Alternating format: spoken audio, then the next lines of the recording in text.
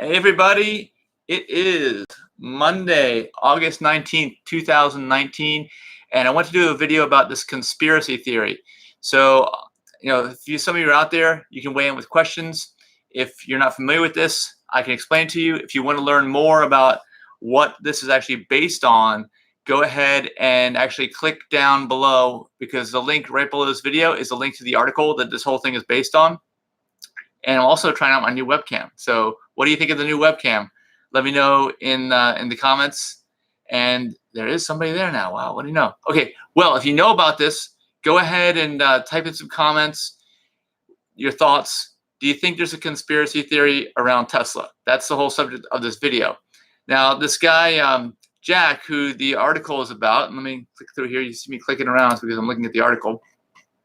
I am scrolling back up, and you can follow along with me. It's Jack Rickard, and he has a blog that is called evtv.me. And apparently he used to, I don't know much about him, but he used to make these rebuilds where he would take an ICE car, internal combustion engine, and then electrify it. So he would, that's kind of been like the cool thing to do recently, is to take old cars and make them environmentally friendly, no more engines, and just rebuild them. But it's become very, very increasingly difficult to do that with any kind of making any kind of financial sense in the past year, especially since the Model 3 has come out. Because, as Jack mentions in his article, what he's found is that since the Model 3 has come out, it all of a sudden, we're in this new thing. Electric cars are new things. All of a sudden, it doesn't make any financial sense anymore to build a car or to rebuild a car, no matter what it is, because it's going to cost you so much to buy the body and the frame and then all these parts that you're replacing on an older vehicle.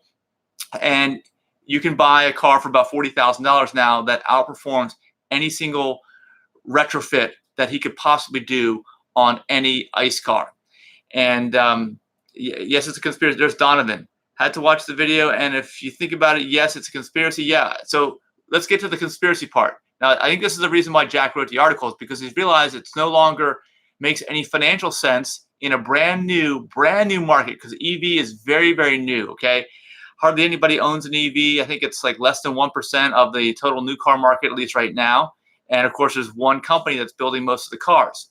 Now, when Jack says that he can't build a car that's performs as well, he's talking about handling. He's talking about just the driving experience, all the technology, of course, it's in Teslas, the safety aspect of it, what happens if you get into a crash, the acceleration part.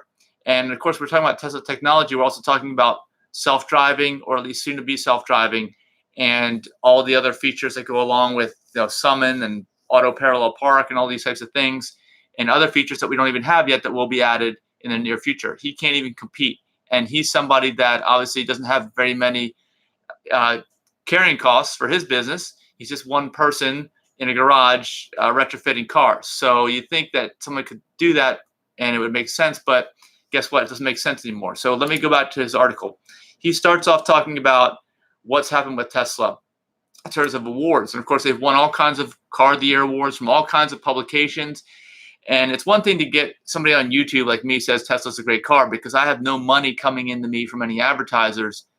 At least, well, I don't. Other people will say this video is brought to you by whoever, but I don't have that, okay? So most YouTubers, I'd say, don't have that. There are a few wildly successful people that are sponsored, and of course, they are influenced by that. There's no question about that.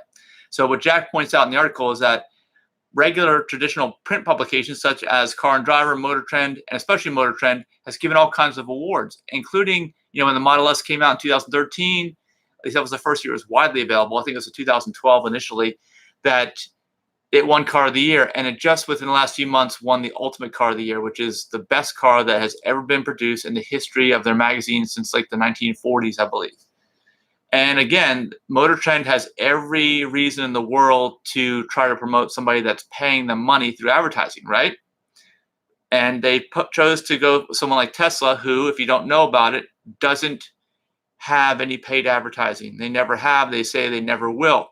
And it's probably a good thing, as Jack points out in the article, because most people don't believe advertisers anymore anyway. They're just they're totally blowing things out of proportion, making half-truths, in any attempt to get you to hand over your money. That's basically the advertising business, right? And now people like me or anybody else can get their hands on an audience, and I can broadcast out to people. I can tell people my thoughts on things, and I'm not influenced by somebody who's forcing me to do something, because the advertisers, they're very good at marketing.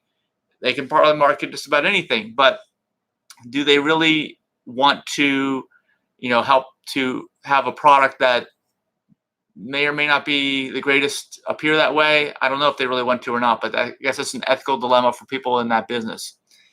And anyway, there's Venkatesh. I can't even pronounce it. I'm doing good. Just talking about the article here. So we were on to the point now where Tesla doesn't pay for advertising. So the fact that they are getting folks to endorse their products that are never going to be paid by Tesla is a pretty big deal. So that in itself is something that is telling, I guess. Otter Line wrote to them asking why they keep hugging Tesla and they block me. Otter Line, wait, what does that mean? I'm not sure if I understand that. Anyway, let's keep going down to the article. Passed by Motor Trend, passed by the reviews. And anyway, then we're talking about safety, of course. And if you follow my channel, you know that the safest car ever tested, I think, by NHTSA and other organizations is the Tesla Model 3. Second safest ever tested is the Tesla Model S. And the third safest ever tested is the Tesla Model X. So Tesla does build the safest cars. I think they're also the fastest cars in the world too, if you buy the high-end versions in each of their respective categories, and anywhere near their price range anyway. Otter Line's a YouTube channel. Okay. Well, they keep hugging. So you think Otter Line is hugging Tesla, or I don't know if Otter Line is into Tesla or not, but anyway, I'm just looking to respond to that comment. So Tesla makes the safest cars in the world, probably the fastest, best performing. And scroll down, their production's way up recently, right? They went from about anywhere between 10,000 and 24,000 cars a quarter between 2015 and 2017. And then now they've ramped up to be around 75 to 90,000 cars per quarter in the last few quarters. So the production's way up. And let's see. Now we're talking about shorts. He's talking about shorts, and I will try to make this somewhat complicated article simple. And he's basically saying that yes, Tesla is the highest shorted stock ever.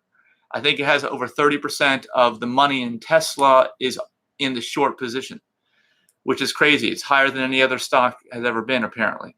If you believe that, you have to research that. But either way, it's very, very high. It's a very volatile stock. He's also making it seem like the oil companies know that because Tesla has a direct sales model too, no dealers, they have a superior product, meaning they're not burning combustion stuff. You can't drive a Tesla in your house and kill you. You can't drive a Tesla into your garage, shut the door, leave it on, and kill yourself like you can an internal combustion engine. They're very dangerous if you think about it. And if you think about maybe 50 years from now, well, people will think that we actually drove around in these things. That'd be even weirder, I think. But he's thinking that the short position is basically an expense of the oil industry that is not a very large expense, that is just being done to hold off Tesla and the electric vehicles. And when he says electric vehicles, he's mainly talking about Tesla, because he thinks that they have exclusivity or almost a monopoly there. They're trying to hold them back. So the oil companies apparently make about $2.5 billion a day, I believe, in revenue for oil that's used for transportation, ICE cars, basically, and trucks.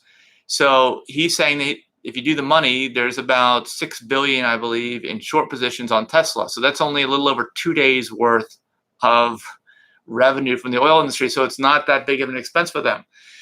And apparently he says that they did want to buy Tesla and take them private, but he claims that Elon Musk would never be able to get shareholder approval. Oh, I wish I had some water right now, but I don't. So, and I'm on a live video. So let's continue down the article where he mentions that the 2.5 market. Okay, he does believe that since Tesla's not advertising and he's Tesla has the entire oil industry against Tesla right now. They're doing everything they can. That he believes that Tesla will be able to sell every single car they build. And another reason why he says this is because he believes that, and this probably is true, anyone who ever gets into a Tesla who's open-minded enough to get into a Tesla, drive it, experience it, they want to buy one. And that's unlike any other car that's available right now. They actually really, really want to buy one when they find out about Tesla, because they're not finding it out about Tesla from their TV channels or from print advertising, right? They're not. So he thinks that they'll be able to sell every single car they build. And he thinks that the oil industry also knows that they're going to lose this one. And apparently he gave you another example of them buying nickel metal hydride technology and shelving it until the patents had expired. And that was another attempt to hold this off, I guess, the inevitable. So let's see. We've got some more comments here. Let me look down here. Big Oil owned patents on nickel metal. Yeah, that's Joey, exactly. This year when Tesla introduces where they're going to build a Tesla new factory in Europe, the stock will grow. Yeah, I guess according to this article and according to the author, Jack, he thinks that they're going to be able to build every single car or sell every car they can build. So apparently this may happen in a very quick period of time, because he also mentions that we're going to reach a tipping point soon, which we will. If Tesla can be this wildly successful without advertising, without having the traditional dealer network in there, without involving the oil industry, and having, of course, so he's probably got the entire oil industry against him, which is his premise of this article. The entire dealer network is against him too. Who else would be against? I guess anybody who is entrenched. Of course, every single auto manufacturer that is a legacy ICE manufacturer is going to be against him, because they can't even build a comparable car. They can't build something that's competitive with the Model S that was introduced back in 2012. So that's kind of scary when you think about it. You add all that up, at least scary from those folks' points of view, right? The oil industry is huge. Auto manufacturing legacy is huge. Dealer networks are huge. And everything that's associated, everyone who's employed and associated with these people could potentially lose their job and not be able to be saved from bankruptcy. Is all another thing that Jack is saying. So another thing to think about, and he doesn't say it in this article, is maybe this is the next reason why the next recession is going to happen. It could be, because we're in the longest bull market in history, and there's always something new that kind of catches people by surprise, right? That gets the industry, not the industry, the whole market just into a collapse. And this could be the perfect storm, the perfect scenario. So what do you guys think? Let me know. I'm reading some of these comments here also. Let's see. Some of these are repeating. I don't know why. But anyway, if you have some new comments, go ahead and type them. Let's continue down the article, because there's a few more things that he mentions. And let's see. Well, it's basically the idea that he does believe this is going to happen. In fact, he says he knows this is going to happen. When he says this, he means basically an implosion of the existing ICE car manufacturers, because they can't keep up. They haven't been able to keep up. Oh, and let's still also add that nobody else has a charging infrastructure to make long distance travel anywhere near practical for electric vehicles. No other manufacturer has done this. So Tesla is the only one that has that as well. So anyway, he does believe, if you look at this last sentence, that one man has them totally surrounded, outnumbered, and outgunned. That's the way he leaves the article. And he doesn't say if he's going to be building any more EV conversions, but my guess is this article kind of goes along with that recognition that it's just not going to make any more sense anymore to do this, because we're in a whole new paradigm now with well-designed electric vehicles. I'll say well-designed, because Tesla has well-designed electric vehicles, whereas almost all of the other manufacturers do not. They have very highly compromised designs. He does mention the Porsche Taycan, because that's the new one that's coming out. He thinks that maybe that is a well-designed vehicle. He didn't really stipulate that, but I think that they probably have learned a lot of things from the failures of BMW on their cars and other manufacturers, that they have to build a really, really good car in addition to that. So here's from Joey. Let's see.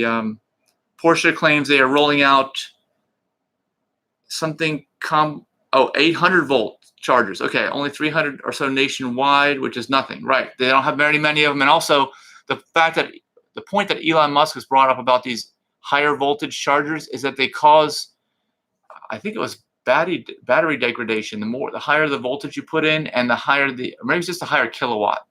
I don't know about the voltage.